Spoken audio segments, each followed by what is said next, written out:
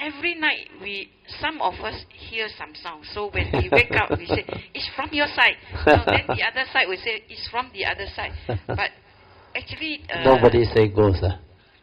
Deep inside us, we know it's some beings. Oh. We know there were some beings sharing the place with us. Yeah. But so at least you landed yourself on a real one. Not the non-human. Oh, if non-human, difficult. Don't know what will happen to you. But then, the next day, a Thai lady came in, and she slept right at the corner. So this was where the test really come, and the Thai lady came in. So I remember what I saw is Yun Chan. She woke up. She didn't walk out. I heard a very loud sound, and Yun Chan stand up because it's dark. So I saw a shadow climb up, and she lie down. After the loud sound, she stand up and she lay down to sleep. So I thought she go to the toilet and come back to sleep again. But after I saw the shadow lying down, I saw one person meditating on her bed. So I look at it. My thought came in, so my fear start arising. So I say, I don't want to look at you. So I turned to this side. PG was sitting there and meditating also. Also meditating. So I say, how? Actually, the fear, you can see as the thought come in, the fear keep increasing. Yeah. So what do you do? So I lie like my usual posture. I face up and I chant Metta Sutta. Because I can chant Metta Sutta. I chant Metta Sutta so I can see the fate subside. Then I go back to sleep. So this is what normal people do. Chant this, chant that. Om Padme Me Ho. What are you supposed to do? You are a meditator. If the fear arises, be with it. Understand or? But it was stay there. Let's see what happens. This is dependent originating so strong condition. That I thought this side somebody meditating. That's why. But then the other side meditating. Wait. This is the Dhamma that you never know how to apply. If you know how to apply, you can break free. Because fear is not you. It's not intrinsic in you. Fear arises due to delusion. Fear of the unknown. People tell you story, non-human, ghosts and everything. And you don't want to find out, gullibly created your own fear through your thought projection. What is there to fear? Who fear? What fear? The thought fear, not you. Fear is not part of you. So stay with that emotion. Whatever that arises, may be anger, hatred, stay with it. And when you see it subsiding and cease, then you become different. Then you start to understand, who are you? What are you? Without thought, what is your nature? Because this Sankhara movement is a projection due to your self-delusion that condition your fear, and it's so intense and so strong. That's why he straight away say, I don't want to look at you. Then after that, saw PG meditate. Then what happened? Chant Metta Sutta. Like that lady, the ghost follow. Chant Metta Sutta. Sometimes it work. Initially okay, understand? It also happened during I think I share with you all. I got a third child, do you know? In 1989, she was born. Then, within less than a week or what, she passed away. But that one is because a lot of condition behind it, meant to be. Then what happened was we were having Katina end of the year, I think October. And we went to Thailand, Australia, Ajayantra there. Then my son, that time he was, I think, 1989, 7 years old. Daytime, very cheerful. They all love the Dhamma place. They very close to Ajahn Yantra, so they run around, they do their own thing. They follow us, all the chanting, whatever religion. Then they have a lot of joy. Then at night he sleep. When he sleep, it's like something inside crying. Then it cannot stop. Then that time, because I also have this book, Metta Sutta, I want to find out what happened. So I chant. Every time I chant, it stops. Then after that I stop for a while, it come again. Then I chant again. Then it stopped. Then I knew already. There is some message that they need to let me know. And you know what happened? There was a Thai lady, also a lay lady, but this one got jhana on. He got psychic on. He can see non-human.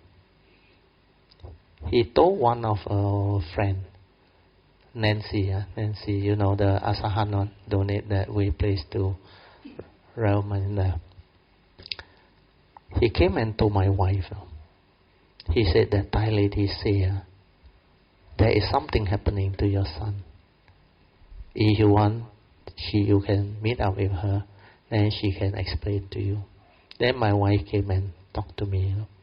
I say, okay, no problem. I go and see her. The first thing she asked us is what? Did anybody in your house pass away? You say yes. Oh, doctor. He said, no wonder. He said, there is a being following. He wants merits. That's why he will not be able to disturb my son when he is conscious and awake. But only through him, in a subtle way, created that sound, like something crying inside there. Then the moment he told me that, I said, thank you so much, I know what to do already. Then I straight away went out to a quiet place alone. Then I spoke to her. I read it, love, metta, then I recite the Four Noble Truths. I said, this is more important. If you understand this, you can free your mind. You can break free. Then I say, listen to Dhamma. Develop the understanding of Dhamma. Then after that, my son no more cry. Then I say, you are part of my family, even though you didn't really leave. Don't worry. Because that year, very funny, my wife brought an extra robe. Then Katina over already. Then I said, tomorrow, if got condition, we will offer the robe for you on our behalf. Means the whole family. Then the next morning, we were told Ajahn Yantra not free to come out for Pindapat. So no chance to offer to him. No. But I just remain peaceful, calm. Then I just say, let things be. If there is condition, the sincere wish should be fulfilled. And you know what happened? Ramanda took over. He was leading the Pindapat with all the mother monks. I think Ajahn Yantra's disciple. Then, before he reached me and my family, because my wife and my two children, they were four of us, the third person before me, somebody shouted from afar, no? Ajahn Yantra coming. Then after that, Ramanda, they also stopped. Wait for him to come. Then when he come, he straight away bring the bag, walk to me. This is for you. Then I make offering together with the rope. He take, move to my wife, move to my two children. After that, he walk back. Oh. No, he knew. He knew. That's why a lot of things happen, you don't know. But this thing is not important enough. If it's for your understanding and faith, is enough, good, to develop the faith. Don't go and look at it as psychic or special ability. Forget about it. It is understanding, wisdom. That's why don't simply chant because people ask you to chant. Metta Sutta. chant with understanding and find out. Why did it stop? Is there a message coming or what? This is how you learn. Investigate into it. Don't just gullible believe. People say, wow, chant this and Om Pe Mi Me Mi Ho. You also Om Pe Mi Me Mi Ho.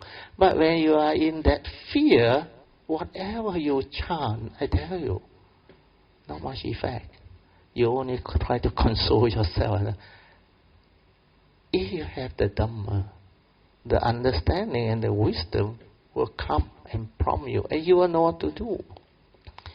Well, when you understand clearly all the teaching and the Dhamma, you will know what this thing is. Then you can be aware and see the movement of this Sankara, how is such a trigger of fear. Initially it will happen, understand? But later on, as you develop the understanding, the moment you want to arise, it cannot arise. You can stay there. That's why the right effort to prevent it from arising.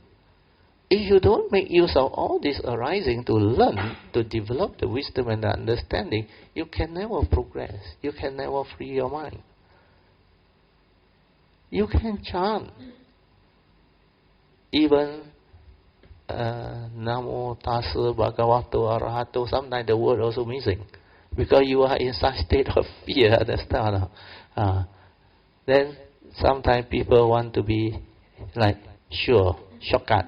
Namo Buddhaya, Namo Dhammaya, Namo Sangha. Then Om Pe Mi Pe Mi Ho, something fast. Then the easier one is the Maya. Om Mita Ho, Om Mita Ho. Amitoho. But this is just to prevent the fear from arising. But it is not effective. You need wisdom and understanding to free. That's why Song came to know. Only wisdom free. He tried to be with everything. But when the test comes, all this doesn't work. Then you have to develop wisdom and understanding.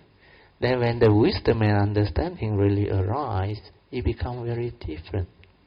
So this part I want to share, just for you all to develop the understanding where the condition comes about. But actually when I chant, I really conveyed, I know they were there, but I conveyed, because the few nights the sound was there, and it was very loud, and most of us hear it. Then when I chant, because I told them there's 50 virtues in this Buddha. Only virtue protects you, but the moment I started chanting, I can see the fear start subsiding. And of course, because you are using this skillful means, understand, to like suppress the fear, or make sure the fear doesn't intensify, because this is faith, calm you down. But initially you can use it, but you must use with understanding to find out how can it really work. It's just like they are in Anandagiri. I remember one group of devotees, don't know from where, one asked their Ajahn from US, I think, or Canada, I forgot it. He said, when you see tiger or snake, when you are full of fear, what you do? They say, radiate metta. Your fear is so strong, you radiate metta, and somehow you never train. May you be well and happy. You think the snake will understand you? I tell you that I go, you don't run until where, understand? But when you have the training, when you have that metta, you just silent. It will come out by itself. Then you just silent. The moment you're silent, they can sense you. When you don't have fear, they know. Then they will not disturb you. But when you have fear, they will come after you. Understand? Where they can sense your fear. Like the dog, it's the same. When the dog barks, you panic with fear, he will chase you, he will bite you, he will attack you. But if you don't have fear, you look at him, you can try out. He will not come near you. He will not come near you.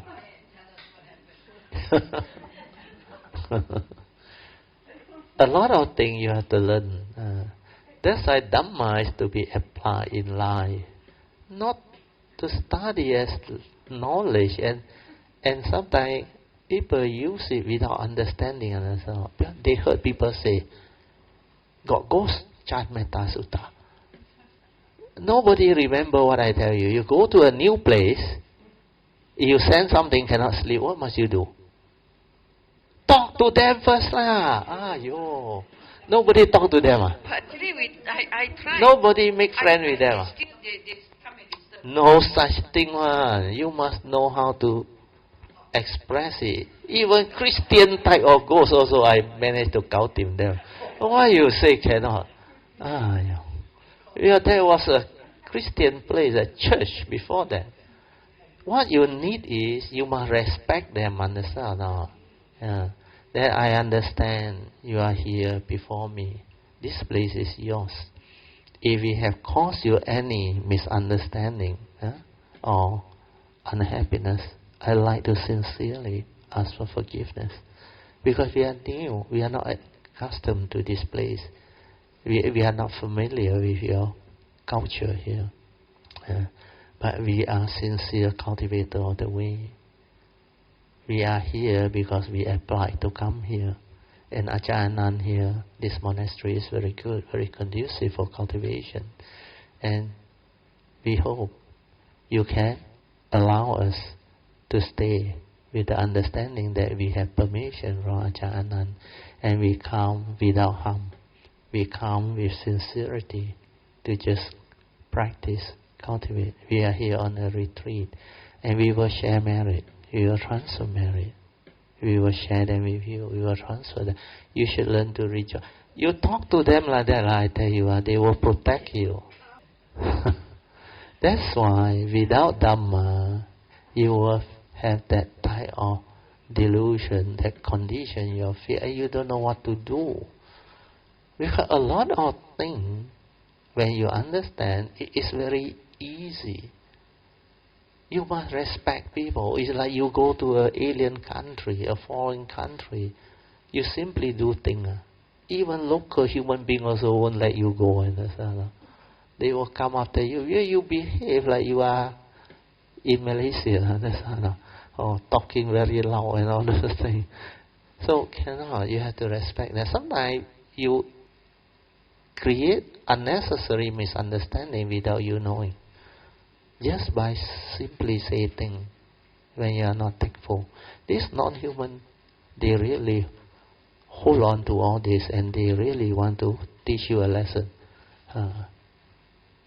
Really. Even last time when I was young in my hometown, I told you before that there is a Chinese temple where people do the medium chanting. And this medium, they got a type of chanting, very powerful. The vibration very strong. And then the non-human and the deva really go into their body. And they really have this intention to help people. That's why people go and consult them and all those things. But if you have the Dhamma, you're not supposed to get yourself involved in all this. You can radiate love and metta. Then I remember there is a fence up area. So that time I was very young. I still don't know the Dhamma. I think 7 or 8 years old. So they pass through that gate, go in, then simply say things like don't believe in all those things. But for me, my nature, I will not join in and say all these things. Then after that, we went out. There were 7 of us, I think. 2 of us didn't say anything. That 5,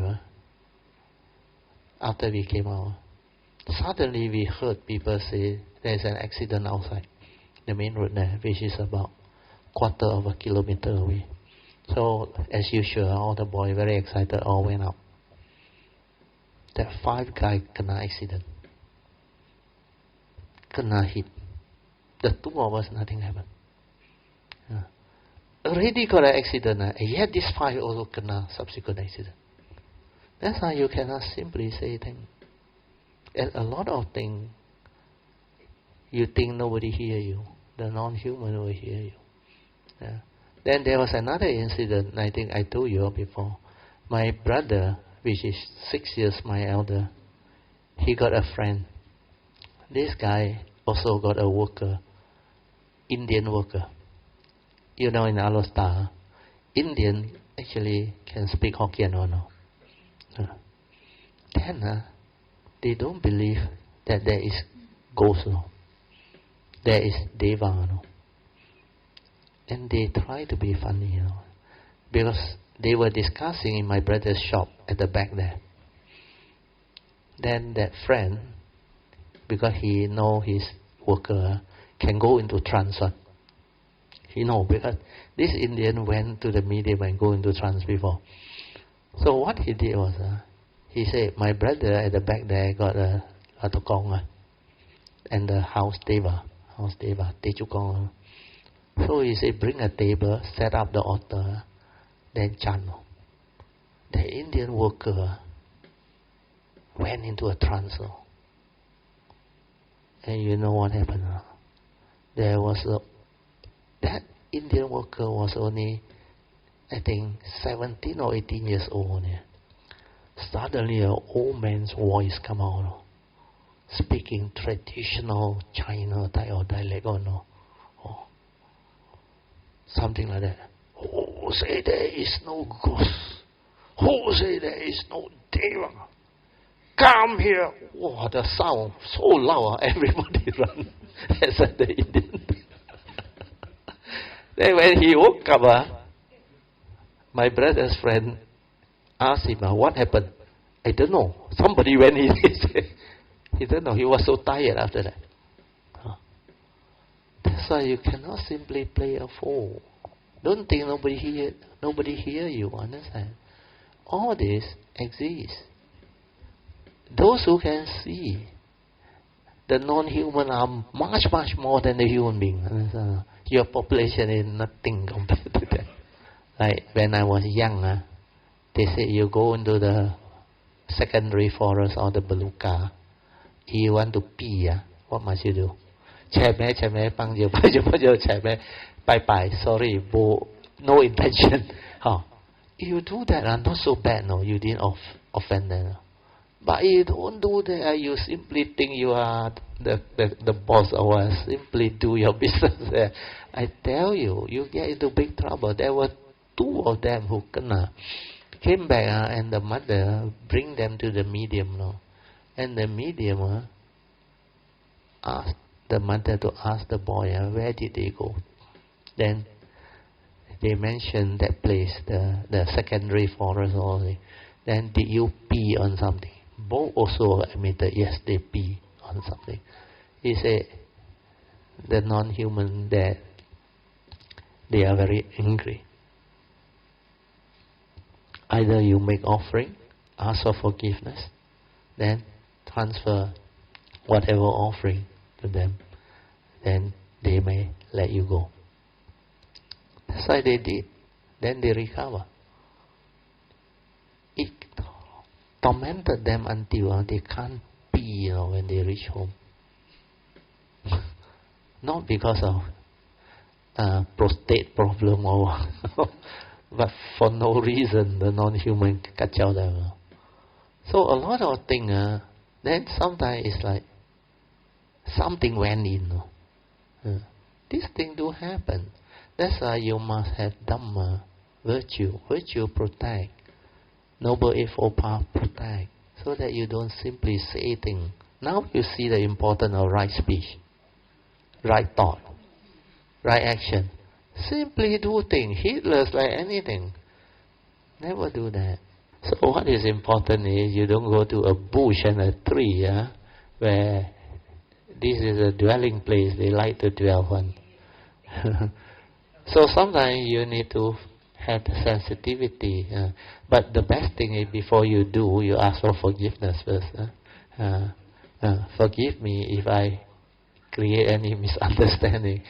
If any of you are here, it is not my intention to like make you feel so bad or offend you in that way, because I'm really in a very, very urgent situation to answer nature's call. I have to do that really somewhere.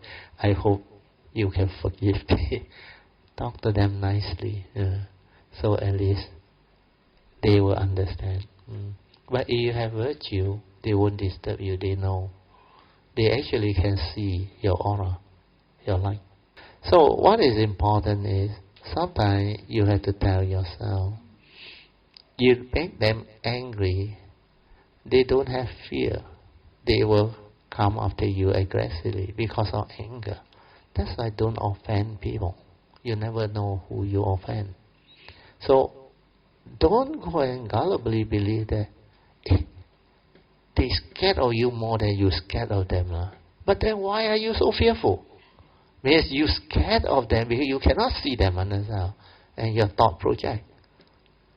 You must always remember what I tell you. They don't have a physical body, understand? They cannot do anything to you unless you have fear. Then they can intensify your fear and they can make life difficult for you. And also, you have karmic negativity, got condition for it to happen, you kena. I tell you. That's why they say chiong tio and all those things. It's because you're karmic. Yang có gì un kè, xì hoàn tay Cantonese 明白衝到咩撞到衝唔係撞佢係 non-human 冇得撞It's not ghost story. All this you have to understand. They don't have a physical body. They cannot harm you. Understand? But more important is make use of that mind state where you are in that state of awareness, silent. Make use of that mind state to reflect, to contemplate the Dhamma, to develop understanding. That's why when you are alone at a retreat, I like to walk alone.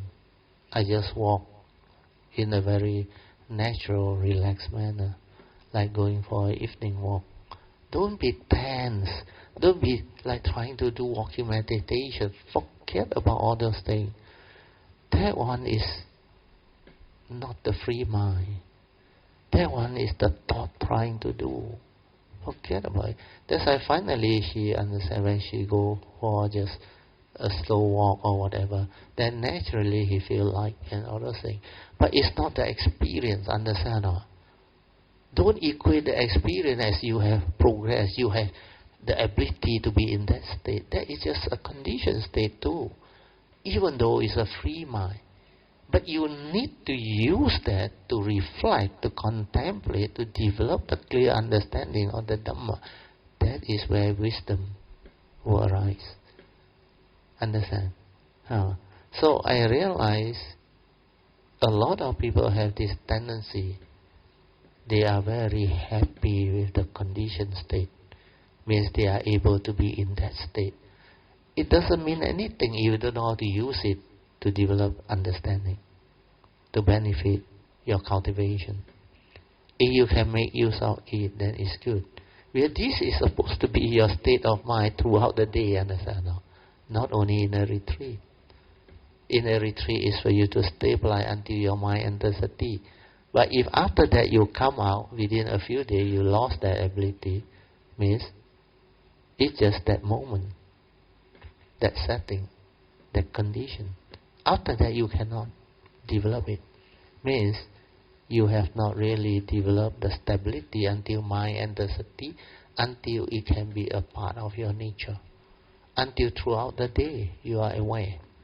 That's why the daily religious routine is very important.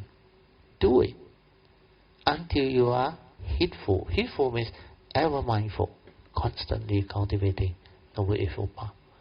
Throughout the day, first turning, second turning. Listen to Dhamma. Constantly listen to Dhamma.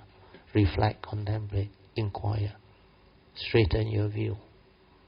Then apply this understanding in the midst of life. Then every encounter in life, you check. It's your test. It is something that you need to use it to find out whether you have really developed the understanding or not.